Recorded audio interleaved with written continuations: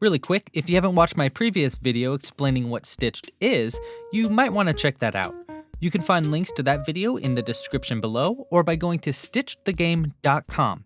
From that site, you can also find the written version of the rules, as well as a printable cheat sheet that you can use for a quick reference to the rules. Alrighty.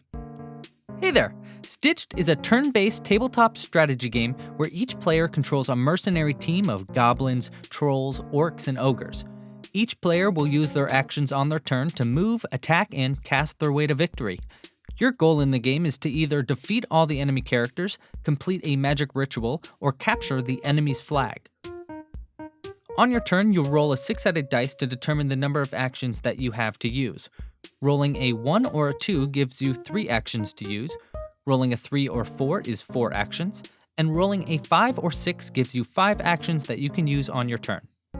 An action can be to move, attack, defend, mine, purchase, grab, cast, or steal. Let's just go through each of them. Move. Each character type has different stats like health, strength, intelligence, and speed. Each character on your team can move the distance of their speed. That's usually either fast or slow. Fast is the length of a playing card, and slow is the width. The only slow characters right now are these big guys, ogres and hobgoblins. All the rest are fast. Measure the distance from whatever part of your character is touching the ground. You cannot move through things or characters, but you can move vertically if you want to add obstacles like boxes onto the playing field. Quick note, and I'll repeat this again later. Moving is the only action that you can do multiple times in a turn with a single character. All the rest of the actions I'll be going over you can only do one time per character per turn. Attack. If you have a character within one distance, meaning one playing card length of an enemy character, you can attack. Don't forget, you're measuring the distance from the base of your character to the base of the enemy's character. To attack, roll your character's strength. An orc, for example, has 2 strength. This means that we'll roll 2 dice to determine how strong the attack was. Subtract your total from the enemy's health. Make sure that you have a piece of paper and pencil free to keep track of all your character's healths. I use a post-it note that also acts as a home base. When the character is out of health, they're stitched and have to leave the battlefield. Remember, you can only attack someone with a character one time per turn. You can attack with another character if you have one close, but the only action you can do twice with the same character is to move. Defend. During your turn, if you think you might get attacked on your enemy's turn, you can defend. To defend, roll your character's intelligence or strength, whichever one is highest. For an orc, that's their strength, 2, but for a goblin, that would be their intelligence, which is also 2. Take your highest dice roll and place it in front of the character you're defending. Now, if they're attacked, take that number and subtract it from the enemy's attack before taking damage.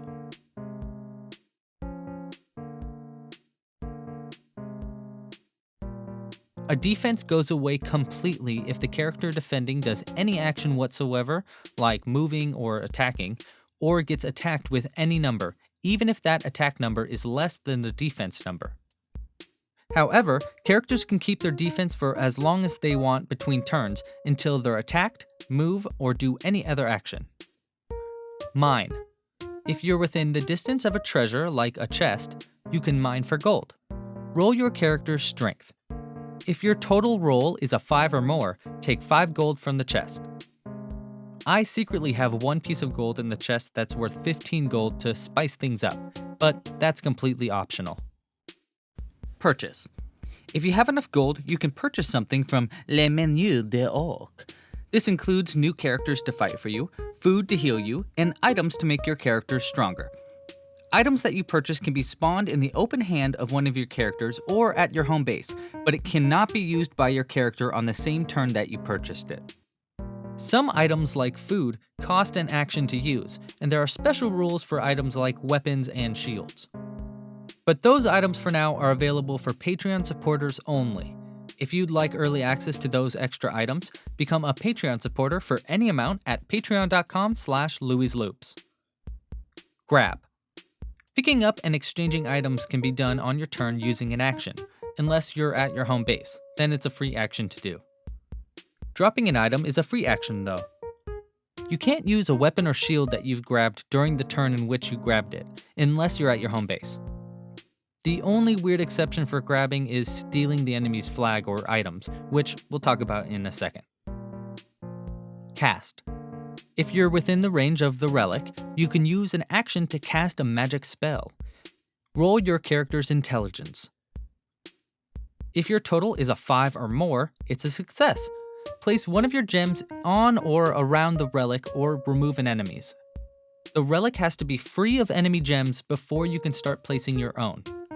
If you get all 5 of your team's gems on the relic, then the ritual is complete and you win. Real quick, pay attention to the race of characters you use for different tasks. For example, goblins are a little smarter than orcs with 2 intelligence and will have an easier time at casting successfully, but they will also have a lower strength and won't be great at fighting or mining. We'll go through the different races of playable characters at the end. Steal.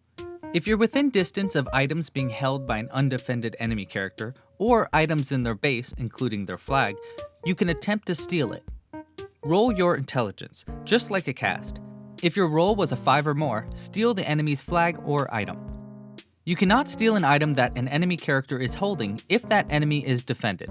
In addition, you cannot perform a steal action and attack action in the same turn with the same character, meaning that you'll need an additional character's support if you want to steal from a defending enemy. Once a character has performed a steal action, they cannot do any other action on their turn, regardless of if it was successful or not.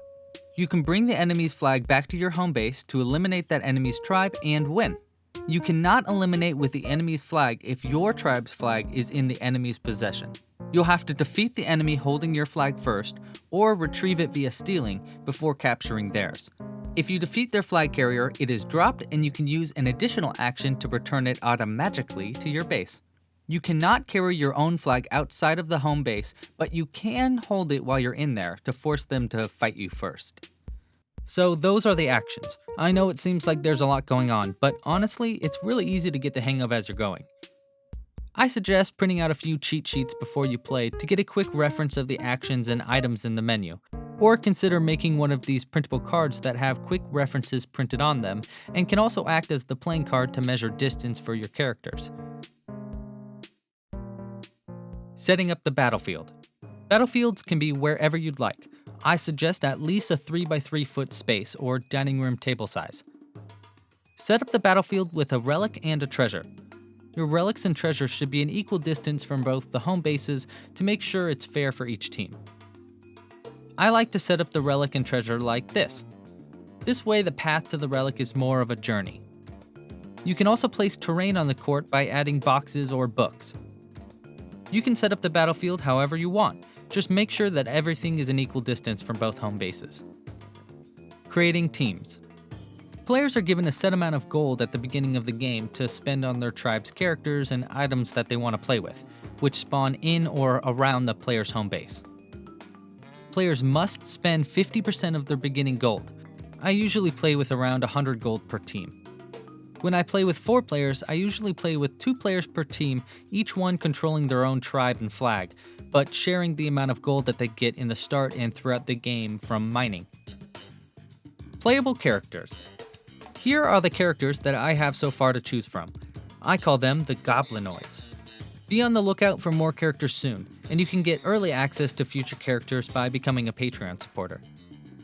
Goblins. Goblins are somewhat smart at 2 intelligence, making them good at casting. They're also relatively cheap at only 15 gold. The only problem is they're easy to take out and not very good in a fight. Trolls.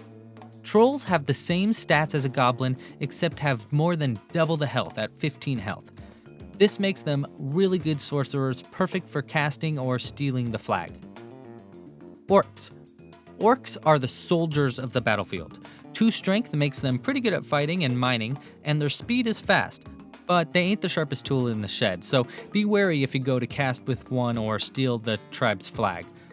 Both the trolls and the orcs cost 25 gold each. Ogres. Ogres are the warriors of the battlefield. They cost 35 gold, but their strength is unmatched and their health ain't bad either. They're still pretty stupid though, not to mention slow. Hobgoblins. Hobgoblins are goblins that somehow survived their normally pretty short lifespans and grown to an amazing size. They have 31 health, making hobgoblins a sort of tank. They also have a decent intelligence and strength at 2 for each. Because of their rarity, however, they are the most expensive character you can get at a cost of 45 gold. Items. If you're just starting out, I'd suggest playing with only food, which costs 5 gold and gives back 5 health. But if you want to learn about more of the items that I've added to the menu, or that I'm still testing out, become a Patreon supporter at patreon.com/Louie'sLoops. For absolute newbies, I suggest both players play with a set team of 1 goblin, 1 orc, 1 troll, and 1 ogre. This adds up to a perfect 100 gold and is a pretty solid team, giving you a lot of options for gameplay. Okay, so there are the rules for Stitched. Again, you can look them over in written form at stitchedthegame.com. There are also some additional rules like critical hits and abilities for each of the character types. These are totally optional, but add a lot to the game. I highly suggest checking them out once you get a hang of the core rules. You can find these additions on the site. And if you subscribe to my YouTube channel or email list, I'll be creating more videos like this to explain these new mechanics.